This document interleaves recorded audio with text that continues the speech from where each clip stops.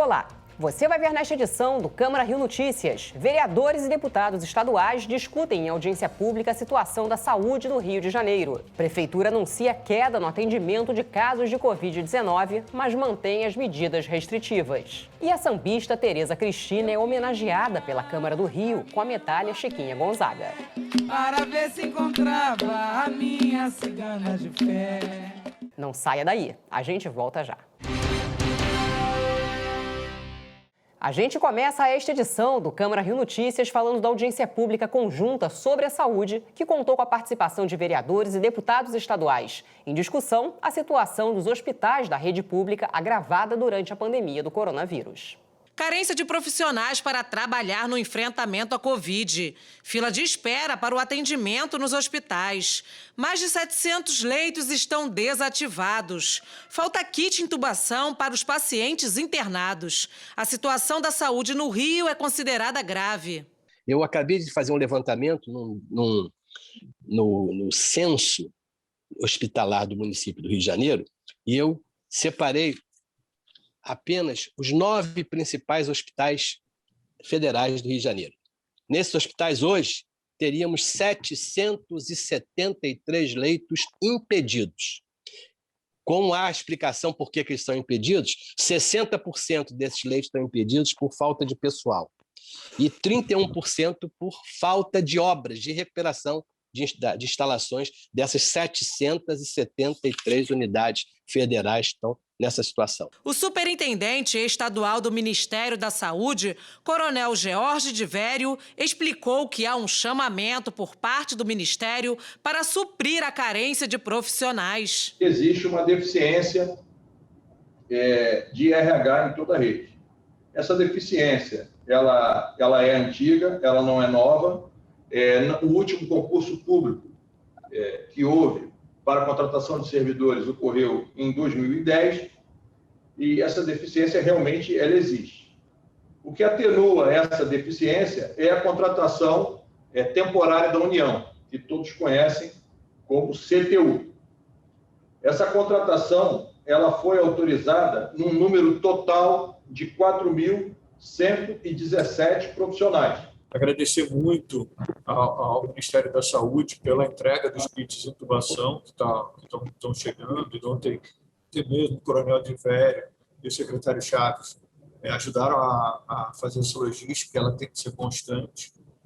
Também a gente tem o compromisso aí do Ministério, o ministro Queiroga já falou claramente para a gente que vai receber uma importação grande essa semana de medicamentos de importação internacional, que vai suprir o Ministério da Saúde, os estados e os municípios. Então, a expectativa é que a situação melhore a cada dia, tanto no estado quanto nos outros estados da federação. O secretário municipal de saúde, Daniel Sorães, destacou que a prefeitura já vacinou 1.200.000 pessoas. Ele falou ainda que há um déficit de 6.000 profissionais para trabalhar no enfrentamento à pandemia. O secretário estadual de saúde, Carlos Alberto Chaves, disse ser contrário à estadualização dos leitos e destacou os números atualizados para a regulação no estado do Rio. Nós temos 389 de enfermaria adulto, 10 de enfermaria pediátrica, 485 UTI adulta e 11 pediátricos, um total de 895. Total geral, 3.550 leitos geral, 3.550. Sendo 1.580 leitos de enfermaria e 1.970 leitos de UTI. A promotora de justiça, Thaisa Guerreiro, disse que nem tudo que a justiça determina está sendo cumprido pelos gestores. Essa tem sido a tônica, né, da pandemia, infelizmente. Nem sempre o que é colocado na planilha que acompanha a deliberação CIB, onde há a atualização, né, do plano de contingência, nem sempre aquilo é cumprido. A gente tem ali um determinado número, mas quando a gente vai verificar na prática, quando a gente vai contar os leitos em efetivo funcionamento, a gente vê que aquilo não corresponde à realidade. Parlamentares se pronunciaram durante a audiência. É o Hospital Federal que não conversa com o Hospital Estadual, que não conversa com o Hospital Municipal, não há qualquer tipo de hierarquização hospitalar, os hospitais universitários não assumem a sua responsabilidade de atender aos casos graves e complexos como deveriam fazê-lo.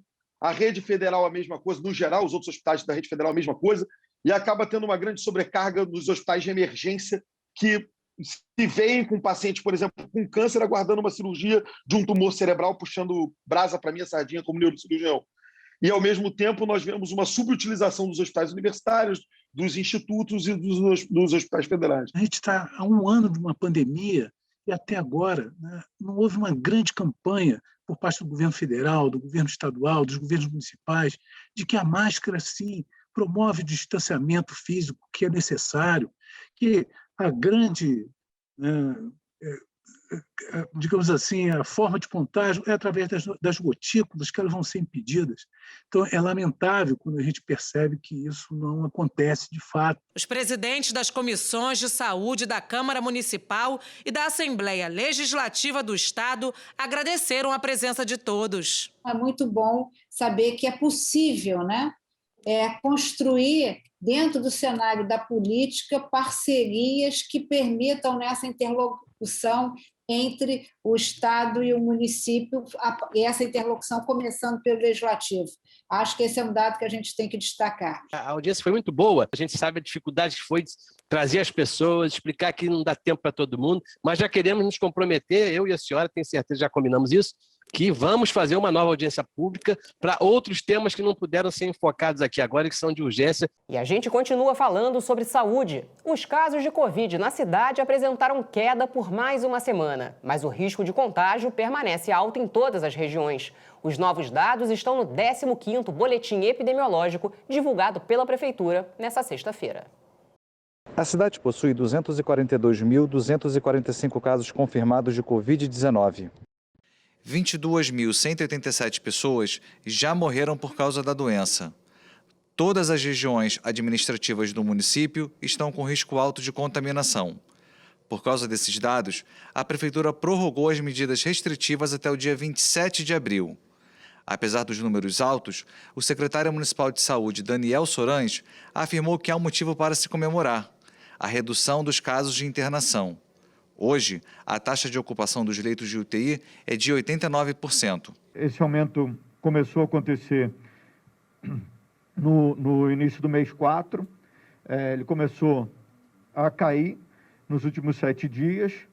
E a gente espera que essa queda se mantenha e que também se mantenha a redução das solicitações de internação hospitalar e também, posteriormente, venham a redução das curvas de óbito na cidade. O secretário também comentou sobre o aumento do número de internações de pessoas entre 30 e 50 anos.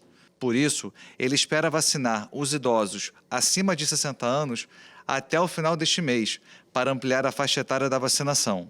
A Prefeitura espera receber nos próximos dias mais doses de vacinas.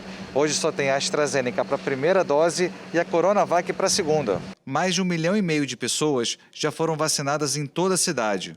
No entanto, a maioria só tomou a primeira dose e não voltou para receber a segunda. Aproximadamente 1.200.000 pessoas tomaram a primeira dose, mas menos de 318.000 a segunda. A gente tem quase 5% das pessoas que não voltaram às unidades de saúde na data correta para se vacinar com a segunda dose. Fica o nosso apelo a toda a população. A segunda dose é fundamental para o processo de imunogenicidade. Confira agora as medidas restritivas prorrogadas pela Prefeitura. De acordo com o decreto publicado no Diário Oficial, está autorizado o funcionamento de bares, restaurantes e lanchonetes até 9 da noite com 1 hora de tolerância. Comércio de 10 horas da manhã às 6 da tarde. Os clubes sociais podem funcionar de 6 da manhã às 9 da noite. Também está autorizado a abertura de museus, bibliotecas, cinemas e teatros de meio-dia às 9 horas da noite. Por outro lado, segue proibido a permanência nas ruas entre 11 horas da noite e 5 da manhã. Também não pode ficar em praias, parques e cachoeiras. O comércio ambulante nesses lugares não está autorizado. Boates, eventos e feiras especiais não podem funcionar. Apenas moradores podem estacionar na orla.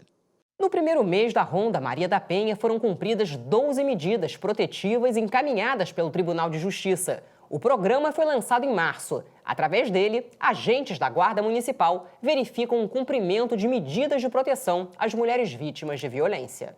A Prefeitura do Rio, através da Guarda Municipal, atua em parceria com o Tribunal de Justiça, apoiando o Centro Especializado de Atendimento à Mulher no município do Rio. São 31 guardas municipais que rondam a cidade em 4 viaturas, com adesivos na cor lilás e com a logomarca do programa. Os atendimentos são feitos em grupos de 3 agentes, sendo um deles mulher. De acordo com a Prefeitura, todos receberam aulas sobre técnicas de abordagem, acolhimento, acompanhamento da vítima e sobre a Lei Maria da Penha. O programa funciona em conjunto com o Juizado de Violência Doméstica e Familiar contra a Mulher da capital. As demandas são recebidas do Tribunal de Justiça em forma de ofício, então são medidas protetivas de urgência já deferidas. Então já houve uma denúncia da mulher vítima de violência doméstica ao Ministério Público ou mesmo à Delegacia de Polícia, onde ela faz a solicitação da medida protetiva de urgência. Os agentes capacitados verificam o cumprimento das medidas protetivas. O agressor não pode se aproximar da mulher, manter contato ou frequentar os mesmos lugares que ela. Dados do Instituto de Segurança Pública apontam que só no período de isolamento social, mais de 61% de mulheres sofreram violência em todos os estados dentro das próprias casas. Já estamos em acompanhamento de 14 casos, 14 medidas protetivas já chegaram às nossas mãos e já demos início.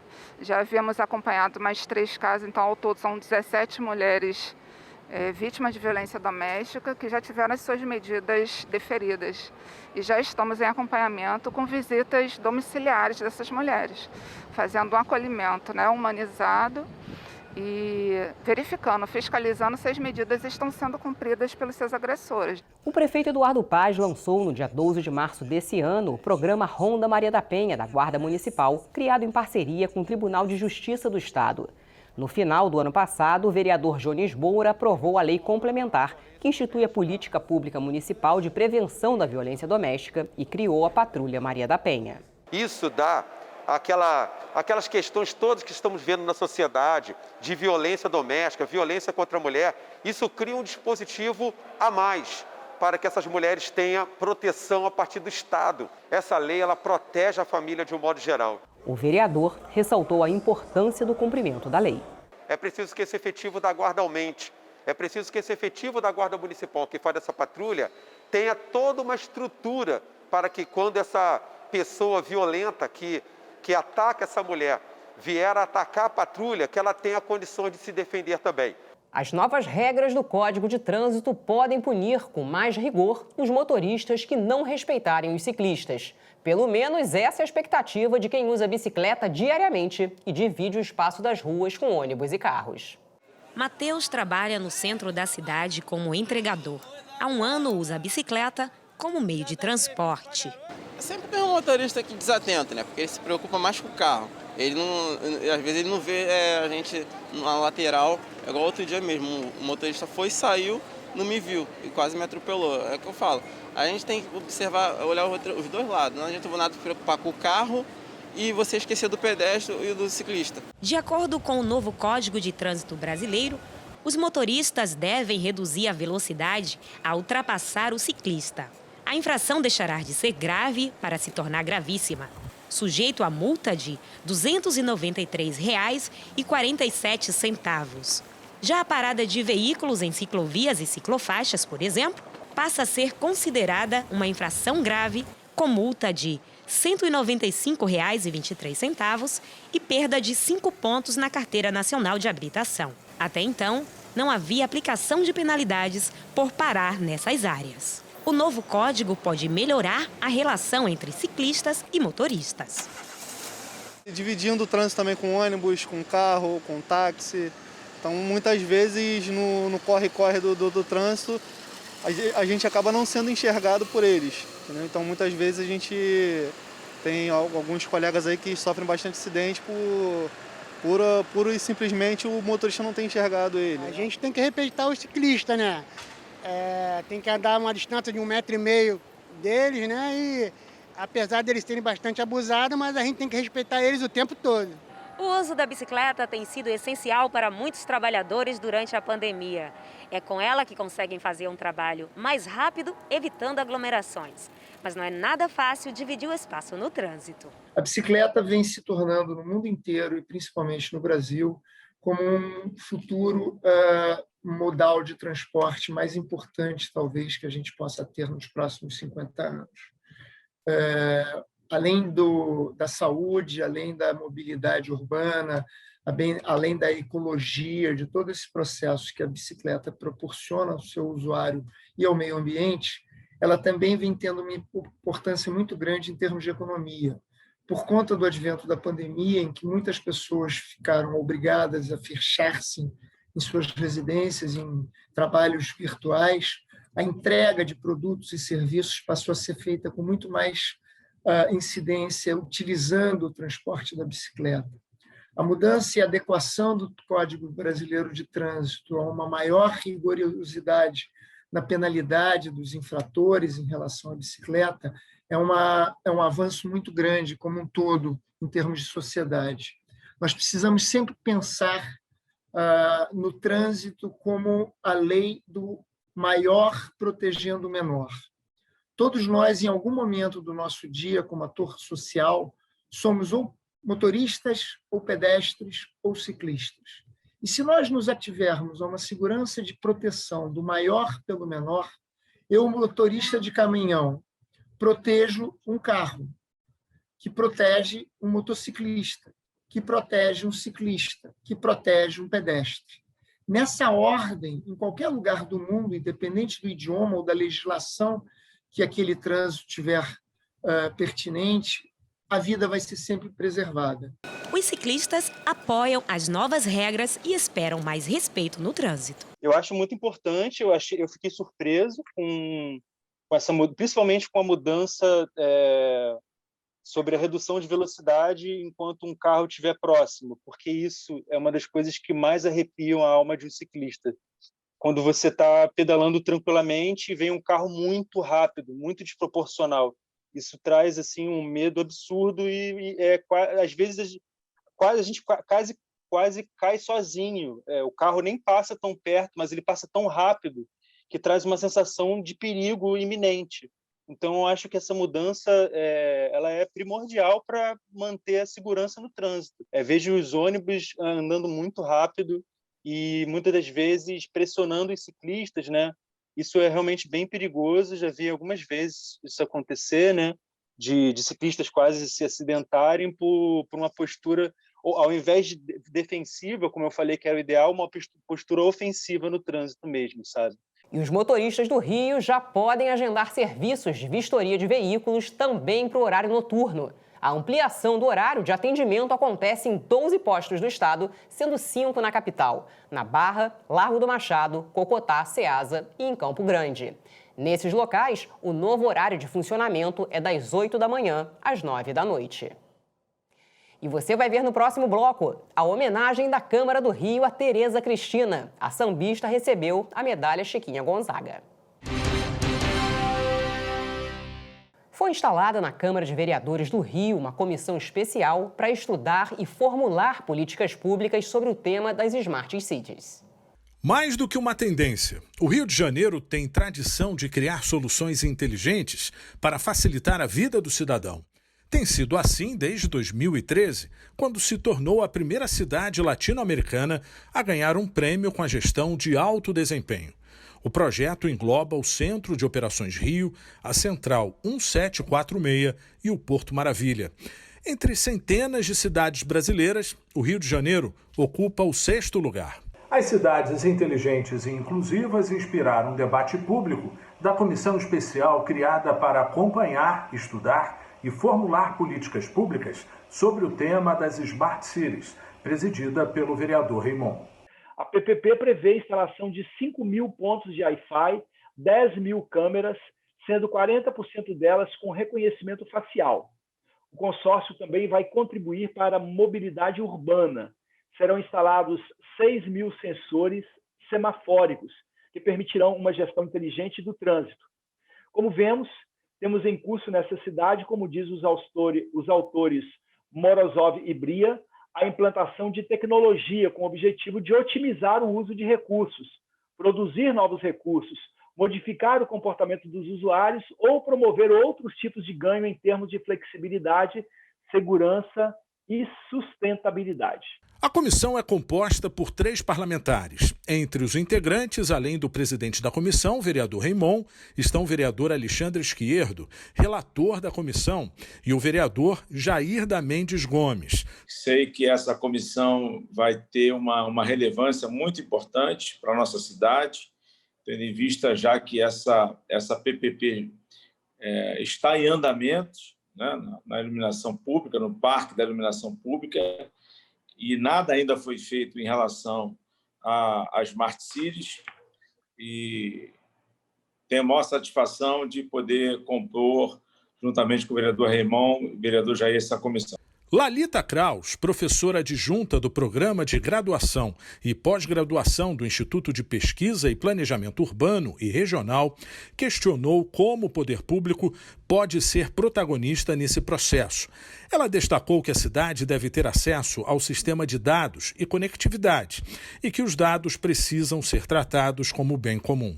Já Débora Pio alertou que existem falhas no uso da tecnologia de reconhecimento facial. A tecnologia em si já apresenta algumas falhas e ainda assim ela tem sido utilizada de maneira acrítica no mundo inteiro. Ela é desenvolvida e nos países onde a população é completamente diferente da população brasileira e ela é instalada aqui de maneira acrítica sem que ela consiga reconhecer os rostos e a diversidade contemplada aqui no país.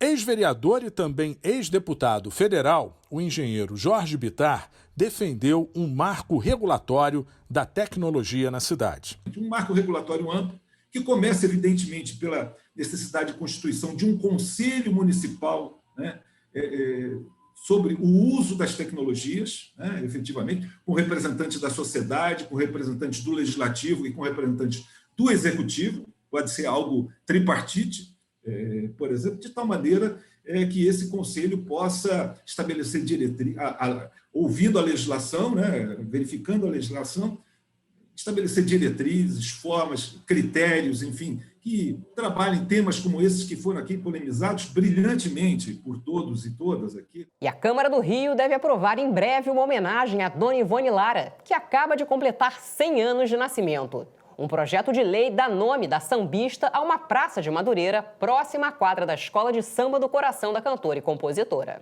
Dama do samba, matriarca, rainha. O tempo passa e a importância de Dona Ivone Lara só aumenta. Nascida no bairro de Botafogo, no dia 13 de abril de 1921, Ivone Lara da Costa, mais conhecida como Dona Ivone Lara, nos deixou em 2018, aos 96 anos. Ela foi a primeira mulher a escrever um samba-enredo. Sonho Meu foi um dos seus maiores sucessos.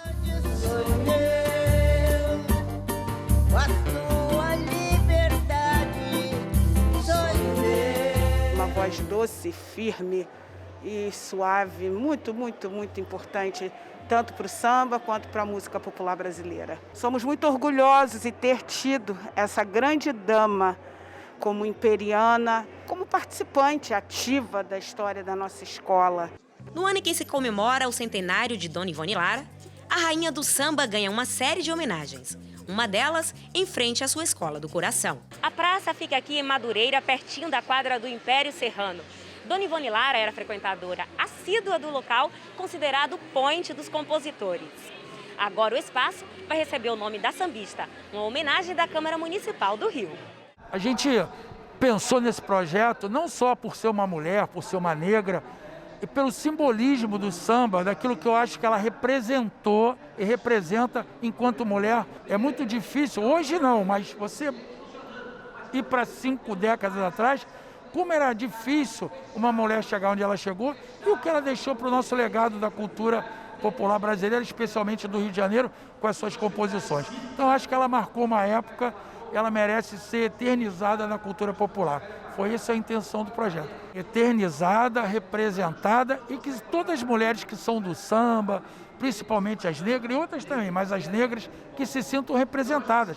E outra sambista foi homenageada nesta semana pela Câmara do Rio. A cantora Tereza Cristina recebeu a medalha Chiquinha Gonzaga, uma condecoração da casa para personalidades femininas que se destacam em atividades democráticas, humanitárias, artísticas e culturais. Eu vinha caminhando a pé para ver se encontrava a minha cigana de fé. Apesar dos 23 anos de carreira, o samba não era o estilo preferido da cantora Tereza Cristina. Na juventude, ela viajava em outros ritmos, como o rock do Iron Maiden e o pop dançante de Donna Summer.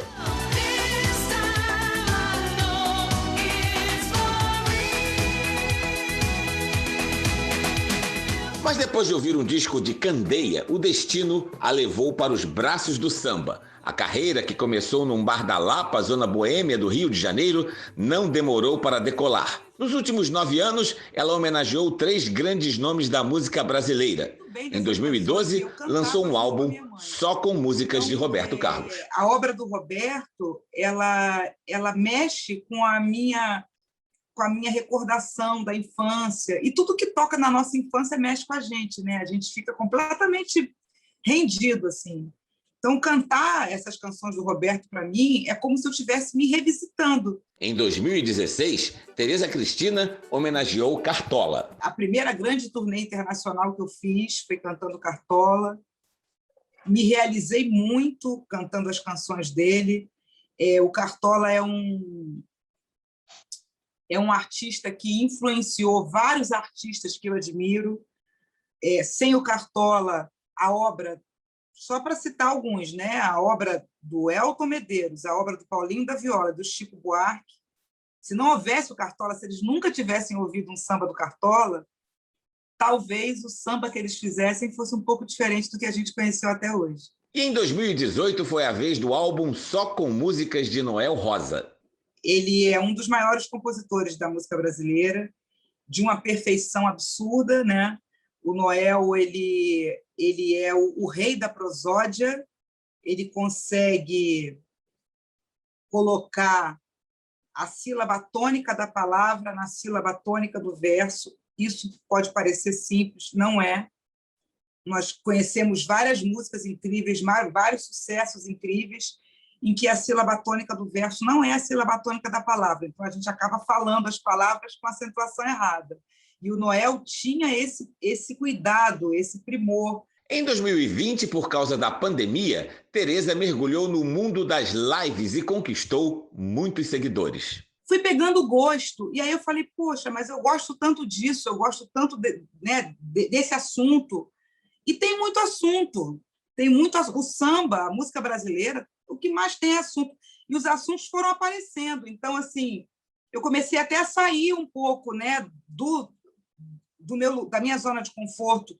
Fiz live sobre tema de novela, temas internacionais, fiz live de rock, fiz live de MPB, fiz live de cantando álbuns que eu gostava. Então, fiz uma para o Mel, da Bethânia, depois o Álibi, fiz a construção do Chico. E depois de tanto sucesso, Tereza Cristina teve o seu talento reconhecido também pela Câmara de Vereadores do Rio de Janeiro. Por iniciativa do vereador Tarcísio Mota, ela ganhou a medalha Chiquinha Gonzaga, entregue desde 1999 para personalidades femininas que se destacaram na arte, na cultura e na defesa dos direitos humanos e da democracia. A medalha foi entregue no Dia da Mulher Sambista, criado há 2 anos, também por iniciativa do vereador Tarcísio Mota. A data é comemorada em 13 de abril, dia do nascimento de outra grande artista, a cantora e compositora Dona Ivone Lara.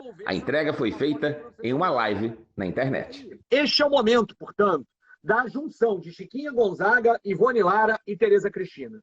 Eu vou pedir ao teu primo, Fu, para chegar aí, para poder botar a medalha em você. Tivéssemos nós fora da pandemia, isso ia ser lá naquele plenário, mas eu acho lindo poder fazer isso virtualmente. Então vamos colocar a medalha Chiquinha Gonzaga na Tereza Cristina. E aí, tem aqui todo um roteiro de coisas para falar de você. Eu preferi mostrar aqui para dizer o seguinte. Esta medalha, Tereza, ela tem uma questão que tem a ver com todo o reconhecimento da tua importância para o mundo nesta pandemia, para o mundo. né? Você tem sido um alento para a gente nesse momento, que é o momento mais difícil de muitas de nossas vidas. Eu estou acompanhando tuas lives há não sei quanto tempo, desde as primeiras, assim como te acompanho das primeiras rodas de samba lá no Semente. E eu estou muito, muito feliz com essa medalha, muito feliz. Passei o dia inteiro pensando, meu Deus, mas como é que vai ser? Eu vou entrar na live, vai ficar todo mundo falando comigo, de mim, eu tenho que cantar, eu não tenho que cantar. Eu não sabia o que ia acontecer e tudo foi fluindo naturalmente. Muito obrigada a todo mundo que passou aqui. É isso. E o Câmara Rio Notícias fica por aqui. Acompanhe nossa programação também nas redes sociais. A Rio TV Câmara está no YouTube, no Facebook, no Instagram e também no Twitter. Obrigada pela companhia. Até a próxima.